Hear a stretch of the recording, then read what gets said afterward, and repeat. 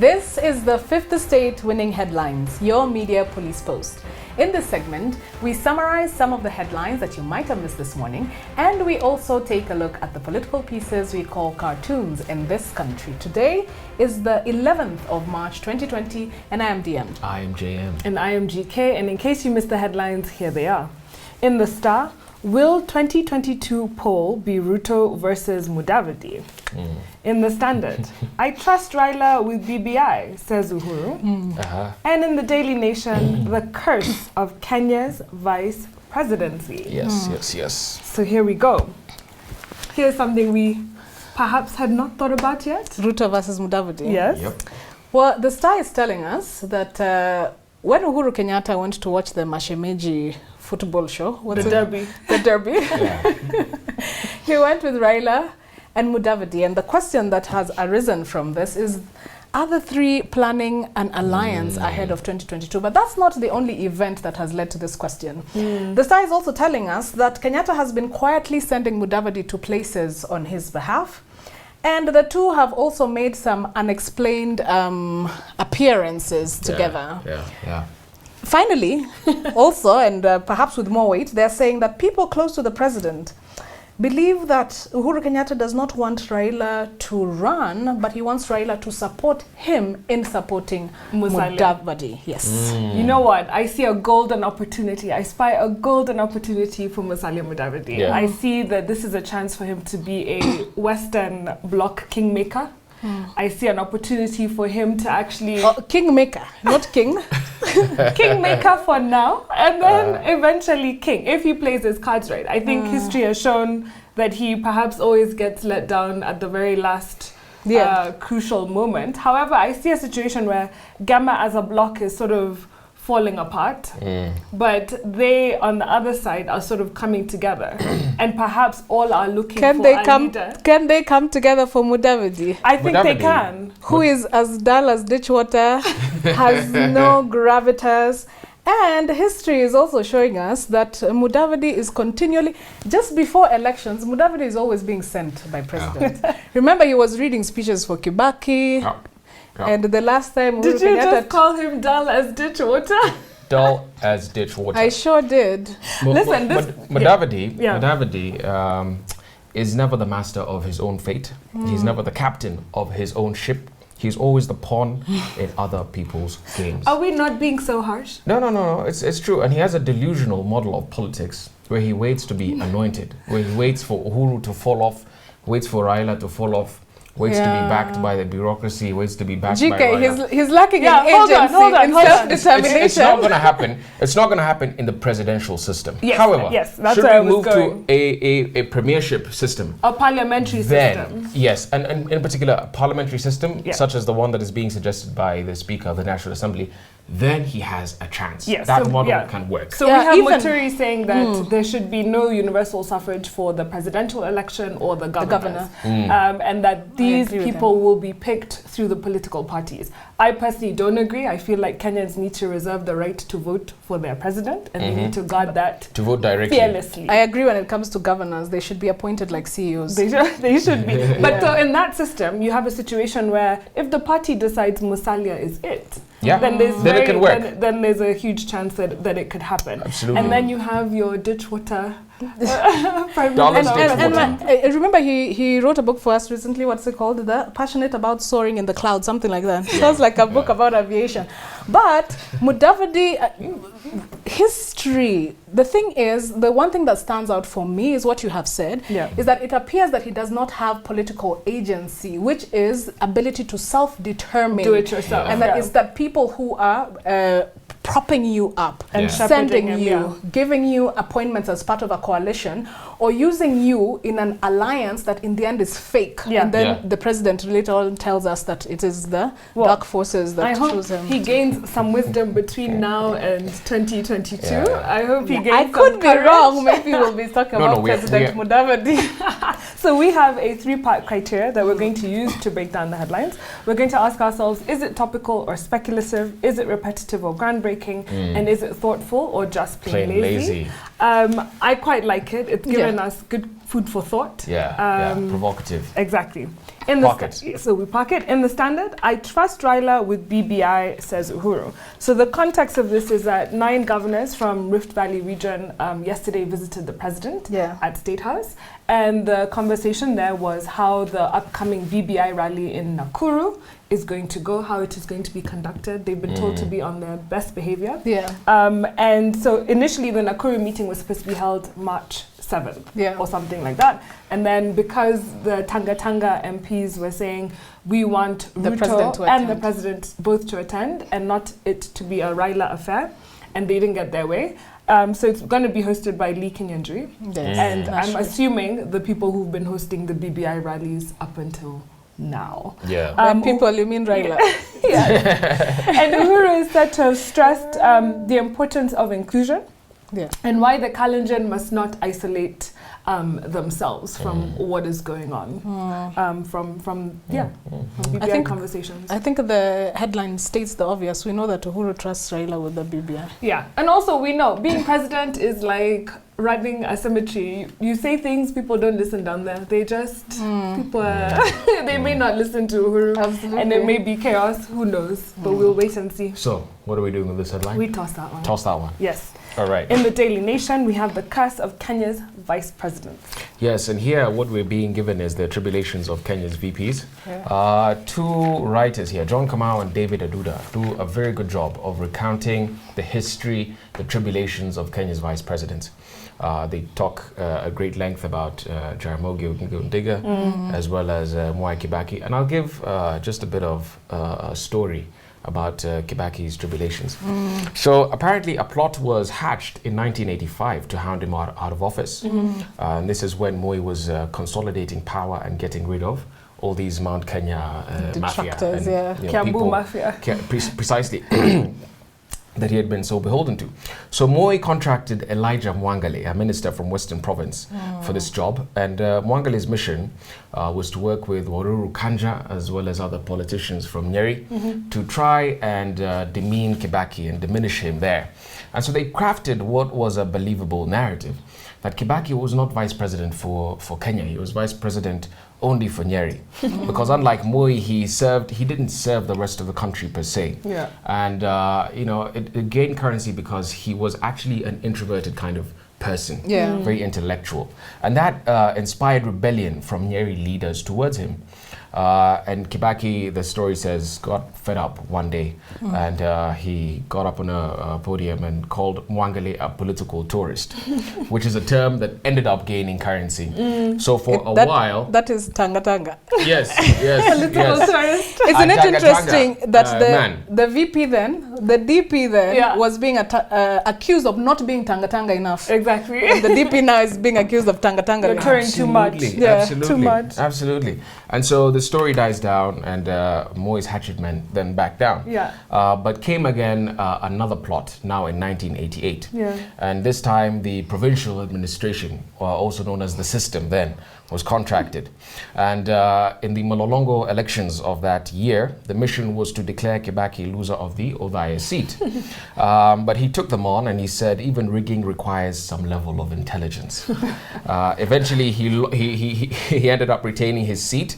And then eventually when Moi announced his new cabinet, Kibaki was demoted from vice president to minister of health. And then he ended up resigning. He quit in December 1991, formed DP, and that is when really his journey to becoming president began. Oh, nice. Yeah.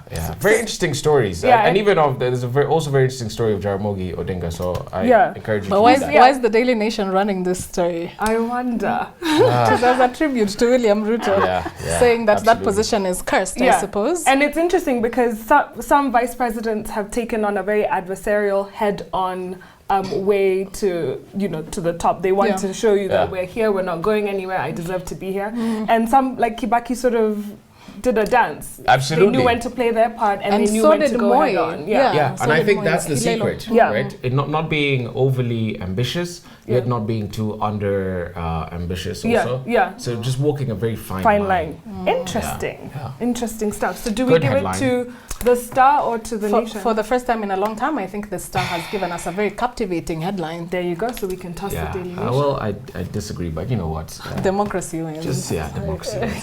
There you go. The Star gives us our winning headline today.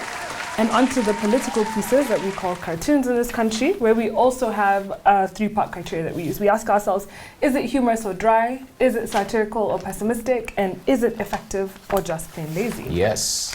So we have here a caricature of Uhuru Kenyatta as the prince. We have Raila Odinga standing there, and they're watching a brawl, a very feisty brawl. And the brawl is between Arap Mashamba, Deputy President, William Ruto, and I think Kinoti. And here we have them fighting on a grave, and the grave is of Kipyegon Kene, the fallen sergeant. And it says rest in peace. But around them you can see a lot of dust, dirt, and a lot of papers, DCI office, forensic report, DP office, the 4B tender. So I think it's giving a pistol. So basically, the president is saying, "Do you want to bet who's going to win this fight?" Yeah. And they're showing that he's saying it with such confidence. Smile on his face. Yeah, you usually bet on a horse that's yours and you know. It's the outcome.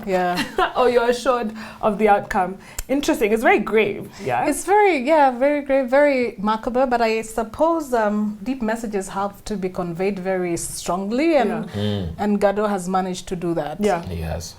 Shall we park it? Yeah. Park that one. And what do we have on the Daily Nation? We have Ndula has drawn the continent of Africa, and there's a man there representing the continent. And coronavirus is at the continent's door, coming from the east, coming from China.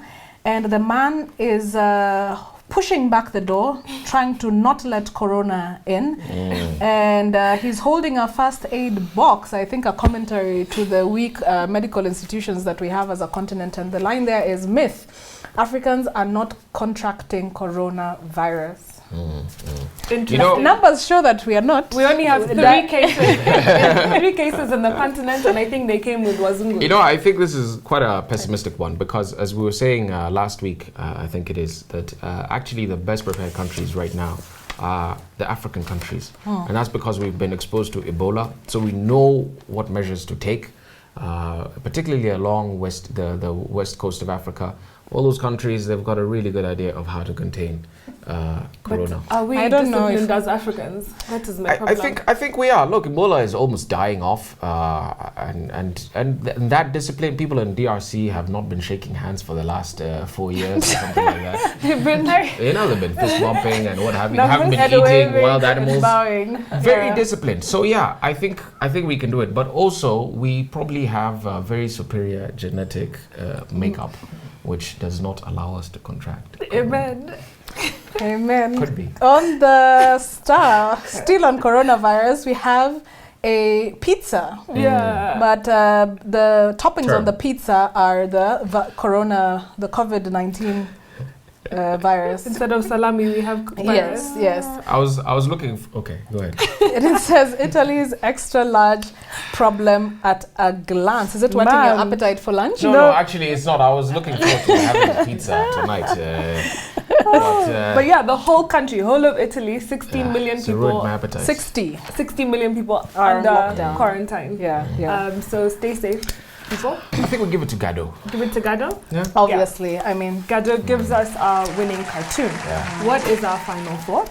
And now our final thought is it's inspired by a book called The Man Who Mistook His Wife for a Hat and Other Clinical Tales by Oliver Sacks. The book was written in 1984, and Sacks is a neurologist, a writer, and a professor at the New York University School of Medicine.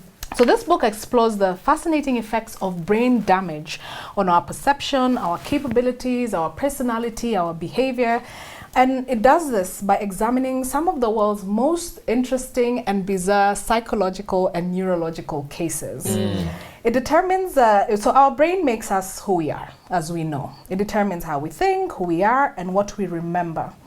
And for most people, the brain generally functions in the same way, in a predictable way, and it leads to behavior that the society sees as normal or acceptable.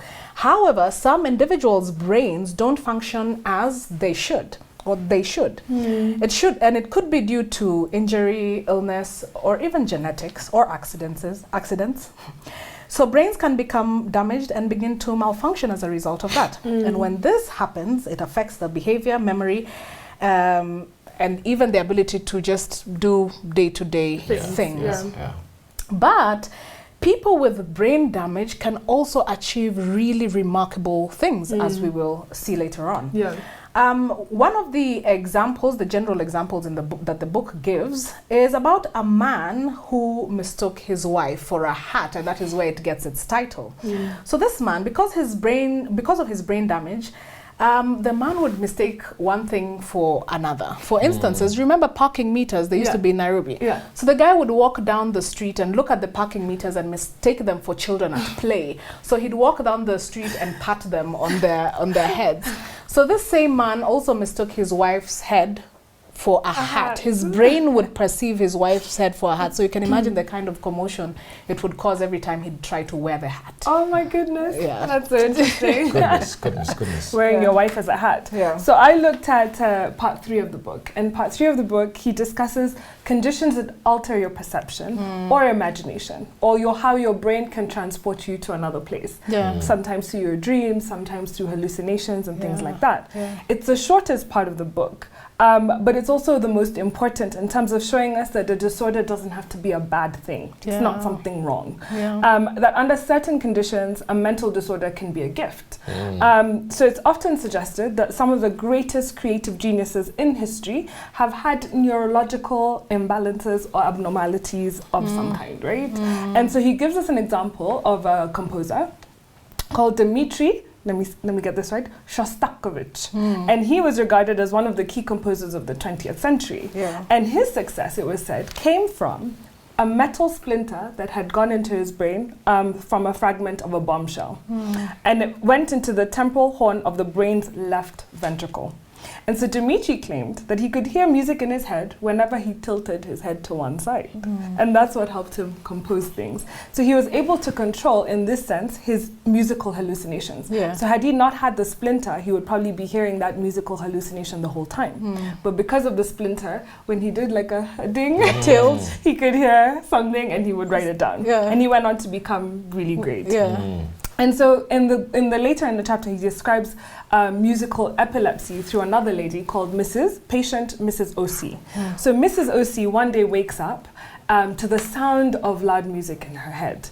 And so she was an old lady, a little bit deaf, and she was hearing Irish folk songs, so the songs that she used to sing and dance to in her childhood.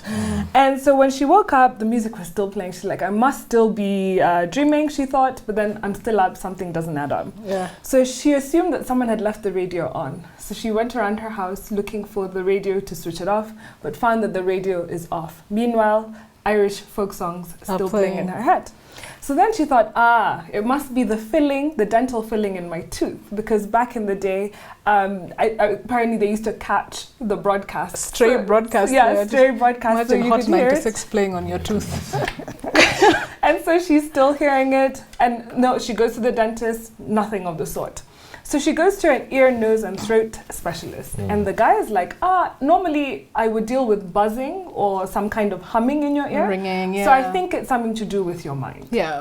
It's not to do with your ears. So she goes to a psychiatrist. Psychiatrist is like, mad people tend to hear voices, not singing and folk songs. And you're not mad. And so she's like, what is this? And in her mind, she's like, it can't be the radio in my head. I mean, what is this? What's going on? So eventually, they find out that this issue is neurological. And basically she was having a stroke. It was called a temporal, there was something happening with her temporal lobe, which was causing her to have a stroke. So she was having a musical seizure, basically. But Mrs. O.C., what was interesting about her is she enjoyed her hallucinations because of the overwhelming nostalgia that it then brought her. It reminded her of her childhood. So her parents had died really young. So in this instance, her hallucinations actually worked to her benefit. She enjoyed She enjoyed it. She enjoyed it. And eventually they did stop and the music stopped. Yeah. Otherwise you would go Absolutely. insane. And it also Yeah. says, the book also says that sometimes the music in her head was so loud she couldn't have a conversation. Exactly. Yeah. She had to wait for the softer parts of the song in order for her to talk. engage with people. Yeah. But interesting Can you stuff. imagine? Yeah. The brain is so powerful. So powerful. It is. And he gives a very interesting account of people with supernatural abilities, people with a defective brain, a faulty brain, who have these abilities. So he recounts his experience, and he says when he started working with people who were mentally disabled, he thought the experience would be dismal. But to his surprise, it turned out to be very interesting. Yeah. And his observation was the defective mind has qualities which are preserved, even enhanced, so that though mentally defective, in some ways they develop special skills and talents. Yeah. And the brains of those people, he says, in contrast to the average brain, specialize in certain functions, allowing them to pour all their focus into that one thing. So he gives two examples. The first is of a 61-year-old man who suffered from meningitis in his childhood, and he was intellectually disabled.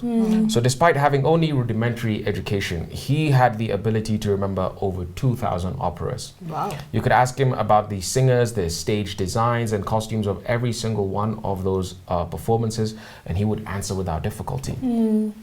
As a bonus, he also knew the entire dictionary of music and the musicians by heart. Wow. Amazing. Example number one. Number two, this was a case of twins, John and Michael, who were diagnosed with autism and psychosis. They suffered from hallucinations, and their analytical abilities were severely underdeveloped. In fact, so underdeveloped that they could not do simple addition or subtraction. Really? Wow. However, they could somehow figure out remarkable mathematical calculations. So those brothers spent their time thinking of prime numbers, for example, so high that they couldn't even be found in math books. That's so interesting. Prime numbers. Yeah. But even more fascinating was their ability to see numbers. Yeah. And here's an example of what seeing means. So when the author dropped some matches out of a matchbox, the twins instantly shouted 111. Wow. Amazingly, once the matches had been counted, it turned out that they were right. indeed. They were indeed 111. Yeah. And they described the process as being something different from counting. Rather, they simply saw the number 111. You know, the author tried to really figure out how did you deduce that they're 111? And they're like, we just saw. We could see and instantly 111. Yeah. So clearly, though brain damage can lead us to serious impairments, it can also lead to some amazing and seemingly supernatural capabilities. Which gets me to think, do we all have those supernatural abilities that we need to tap into within us? Yeah. Right? But maybe to tap into them, we need to have that screw loosened. precisely Yeah. a loose screw or An like abnormality a bomb somewhere. fragment somewhere. Yeah. That's what will kick off the supernatural ability. Yeah. You know Maybe that- it's there, it's latent in our brains. You may be right, because there's a condition, and now I forget the name, that they say a lot of brilliant surgeons have it. And also, you know, the really young environmental activist, Greta Thunberg, Yeah. also has that, it's a neurological condition. So you could be onto something. Interesting. So on a day where we had a winning headline from the Star and a winning cartoon from the Standard, right? Yes. Firstly, I have a twin, and we need to tap into our abilities to see numbers somehow. and smell colors. I know. There are people who could smell colors. I want to leave you with this. Too often, the medical community ignores the talents of mentally disabled people, Yeah. or acknowledges these talents in only the narrowest sense, treating them as they were mere party tricks, instead of signs of sophisticated, mature, and cognitive abilities. So spot those in your daily lives. Yeah. But please subscribe to our YouTube channel and find us on TV. We're on GoTV, Pan Peter Air, and Scott Times. Have a good evening.